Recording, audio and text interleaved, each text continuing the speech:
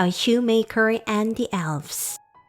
Long ago, there were a grandfather and a grandmother who made shoes.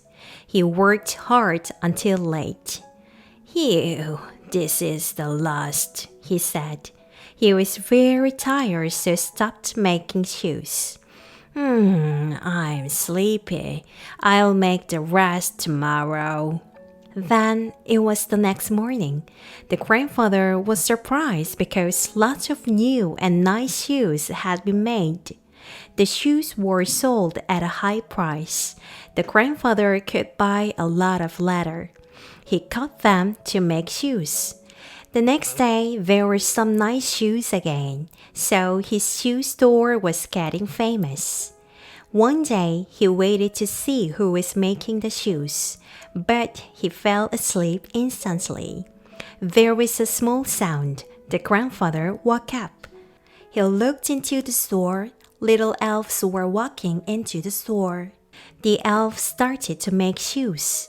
After they finished making them, they disappeared. The grandfather and grandmother were thankful for their help. The grandfather made some shoes for them. The grandmother made some clothes for them. Then it was night. The elves came up again. "Wow, new clothes! Wow, new pairs of shoes!" They were very happy. The grandfather and grandmother were happy too. The grandfather and grandmother got richer. They helped the poor and lived happily. The Giant's Garden. There was a wide and beautiful garden. Children loved the garden. Children played there happily. One day, the house owner, a giant, came back home. The giant yelled at the children. After the giant built a high wall around the garden, he put up a signpost. "If you come in the garden, you will be punished." From that day, the children couldn't get in the garden. The children missed the garden behind the wall. Spring came, but spring didn't come to the garden. So there were only snow and wind in the garden. "Why doesn't spring come?" the giant wondered. One morning, a green finch sang outside the window. The giant listened to it carefully. Children were playing on the branches. Around them, flowers came out. "Finally, spring has come." But a child was crying because he couldn't climb up a tree. The tree was still white. The giant went to the garden. The giant put the child up in the tree. Then the flowers of the tree opened. "Guys, this garden is yours." Spring came into the garden with children too. 3 little pigs. There were 3 little pigs. They promised to build their houses. The first pig built a house with hay. "Yoo-hoo, yoo-hoo, I'm finished. I play outside." He liked to play. The second pig built a house with wood. "Yoo-hoo, yoo-hoo, I'm finished. I sleep now." He liked to sleep. The third pig was diligent. He built a house with bricks. The first and the second pig came to play, but the third pig just built a house. It became night. The first pig slept in the hay house. The second pig slept in the wood house. The third pig slept in the brick house. A wolf came to the first pig's house. The wolf blew out wind with a puff. The hay house was blown away with a puff. The first pig ran to the second pig's house. The wolf came to the second pig's house. The wolf blew out wind with a huff and a puff. Then the wooden house clambered. The first and the second pig ran to the third pig's house. "Welcome to my home. This brick house is strong." The third pig locked the door. The wolf came to the third pig's house. The wolf huffed and puffed. He blew out wind strongly, but the house withstood the wind. The wolf brought a ladder. The wolf climbed up the ladder to the roof. He climbed down the chimney. The third pig brought some wood. He set a fire in the fireplace. Ah, it's hot. My tail, my bump. Help me. The wolf ran away. Thank you. We were saved because of you. The little pigs hugged each other. Let's build a strong house. Yo-ho, yo-ho, bang, bang, saw, saw. The three little pigs lived happily forever. The Golden Goose. Once upon a time, there were three brothers. The first and second sons were greedy and bad. The last son was diligent and good.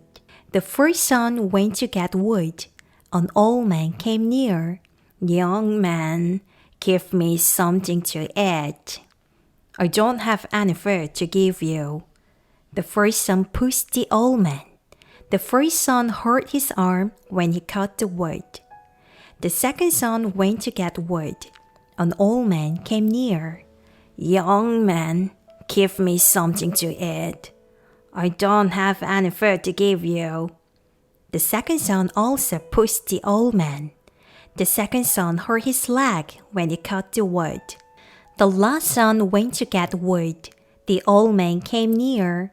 Young man, give me something to eat. The last son shared his food with the old man. The old man gave the last son a present. It was a golden goose. When it got darker, the last son went to an inn whilst holding the golden goose. The daughters of the inn were really greedy for the feathers of the golden goose. The first daughter held the goose's wing. At that moment, her hand stuck to the goose. Her sisters held the first daughter to help. Then all of them became stuck to each other. The next day, the last son came out of the inn with the golden goose. The three sisters who were stuck to the goose were with him. A pastor tried to help but got stuck too. A church keeper tried to help but got stuck too. A farmer got stuck too. There was a nation where a princess who didn't laugh lived. The king promised that if someone made his daughter laugh, he would be the king's son-in-law. The last son went to the princess with the golden goose. When the princess saw the people following the goose, she was in stitches. The king didn't want the last son to be his son-in-law. Bring me a person who can drink a bellyful of alcohol, then you can get married. The last son ran to the old man. The old man sent him a giant. The giant drank all the alcohol. Bring a person who can eat a bellyful of bread, then you can get married. The last son ran to the old man again. The old man sent him another giant. The giant ate all the bread.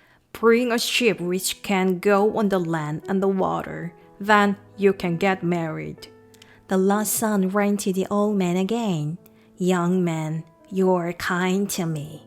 The final thing I'll give you is a ship. The last son took the ship to the palace. The last son got married to the princess. They lived together happily. The Dog Flanders. Wake up right now! The bad owner of the dog hit it with a whip. The starving dog fell down. Nero and his grandfather saw the fallen dog on their way home. Nero took the dog home. He put medicine on its wound and cooked porridge for it. Nero called the dog Petrus. One day, Petrus stood in front of the wagon like he wanted to pull it. Then let's pull it together. A few years later, Nero's grandfather got old and sick, so Nero and Petrus delivered the milk. They helped each other and were happy. There was a picture by Rubens on the wall in Anbelpan, a Catholic church. Nero couldn't see it because he had to pay to enter. Nero wanted to be a painter like Rubens. Nero practiced drawing pictures at the barn whenever he was free. Nero would like to draw Aloha. Aloha, I'll draw you. Sit down here. Nero drew Aloha with charcoal on the wood. Suddenly, Aloha's father, Kauzits, came near. Don't meet Aloha again. And he took his wood.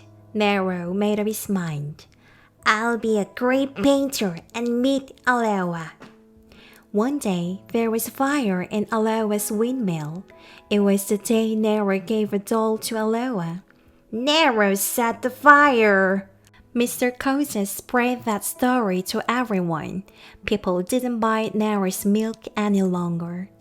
It was a few days before Christmas. Nero's grandfather passed away. Grandpa! Grandpa! Nero was scared and sad. Nero and Patricia couldn't pay the rent. His last hope was winning at the art show, but Nero's picture didn't win. He cried hot tears. Nero and Patricia just walked in the snow. Patricia found Kauzits' wallet in the snow. Nero went to Kauzits' house. Patricia found this wallet, so please take care of him. Nero hugged Patricia and ran out. Oh, I was bad. Mr. Kauzits regret being bad to Nero. Patricia ran in the snow to find Nero. Patricia found Nero lying in the church. Oh, Patricia, you came. I was happy with you. Nero and Patricia hugged each other and they closed their eyes for good.